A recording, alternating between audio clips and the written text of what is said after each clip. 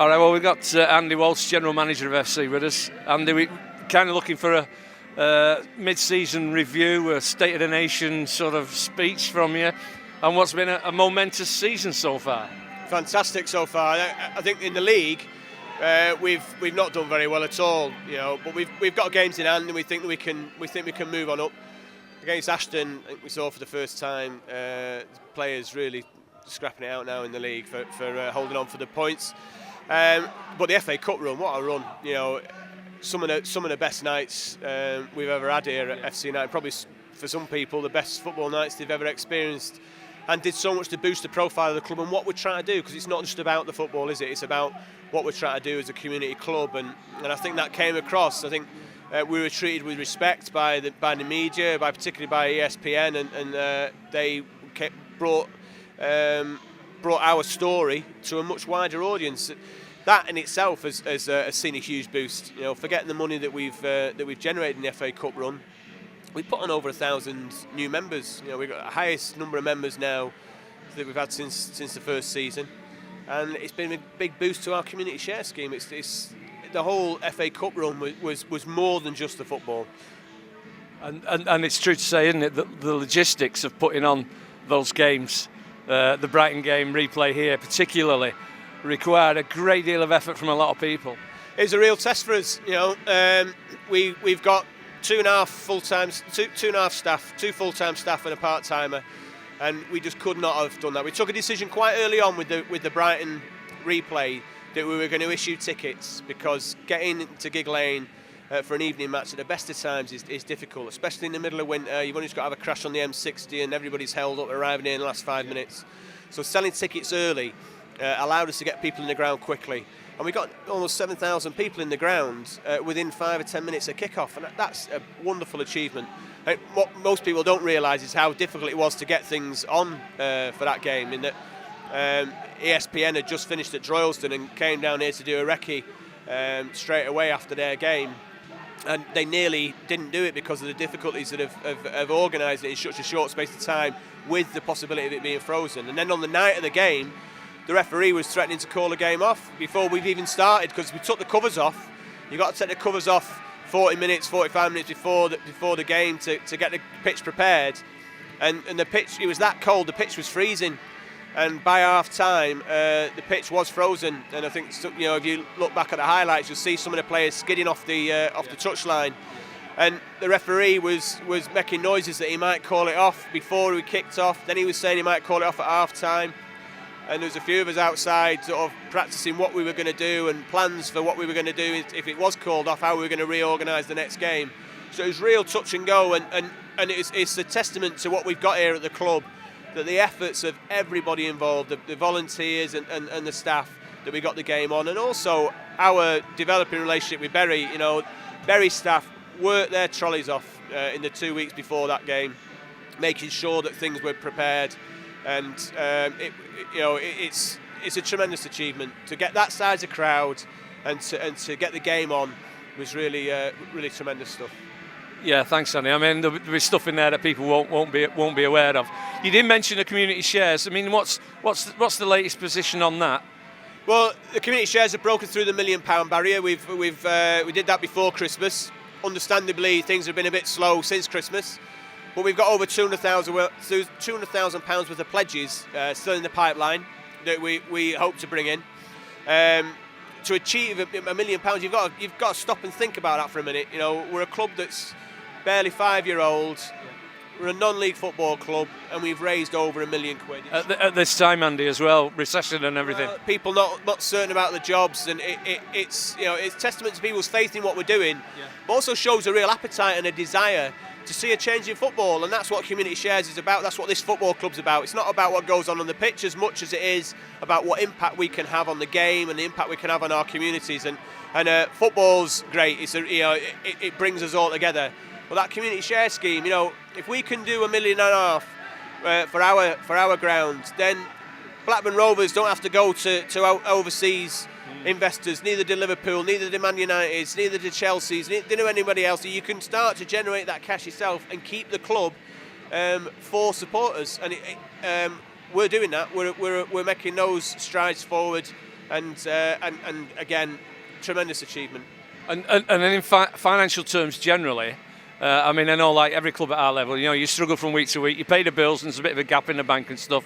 I mean, hopefully that some of the money we've raised makes it a little bit easier maybe for the club at the moment. It certainly does. The cup run has generated additional revenue in other areas. It's brought in more money on the merchandise, brought in more money on the membership, brought in more money through the gate, obviously with the FA Cup and the FA Cup winning bonus that we've achieved. And it means the club's more financially stable. It's no secret. Last few years we've lost a small amount of money on the operations, and that's because it's tough being in a League Two ground, paying that price we've got to pay to be here. It's a brilliant stadium, but it's too big for us, and we can't get to 10 Acres Lane quick enough. And that's the real achievement this year. We've got the backing of the council. A unanimous decision at the City Council Planning Committee. Unanimous. Not one objection from any of the councillors on that committee. And a handful of objections from people in the local community, because they see what we can bring to Newton Heath and 10 Acres Lane if we're there, as well as what it'll do for us as a football club. We're going to make a huge impact on the Newton Heath community. Already this year, we're going to be spending something between £80,000 and £100,000 in Newton Heath and Miles Platting area on the community work. This week in the office, we've just taken on 4 new members of staff through the Future Jobs Funds. They're going to be with us for the next 6 months, working on the community, helping us deepen our roots and extend the work we're doing in that area. In terms of the stadium at 10 Acres Lane, what's kind of the next step on that? I mean, people would say to me, when do we dig the first shovel into the ground, There's still quite a bit to go. We got planning permission, but we've got to sort the legals out.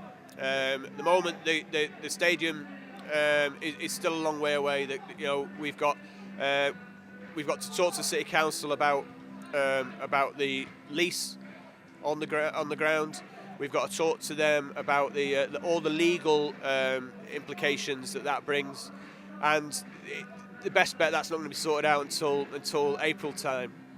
We've started to send out the tender packages now to construction companies looking to get involved with building. We've got our design team, of course, because we've had architects and quantity surveyors, project managers, planning consultants working with us to get us to this stage with the planning permission. And we've now got to finalise those designs, and there's going to be some consultation in the next 3 or 4 weeks. There's going to be some consultation with members about what they want the insides to look like and how they want what sort of materials they want us to use in the stadium. So there's still a lot of work to do. We're moving at one hell of a pace here. There's not many projects that have gone from where we've gone in a standing start to this point in such a short period of time. So we've got to be careful that whilst we want to maintain the momentum, we don't want to make any slips between now and actually getting a spade in the ground. So the best chance we've got of getting a spade in the ground is sometime in the summer.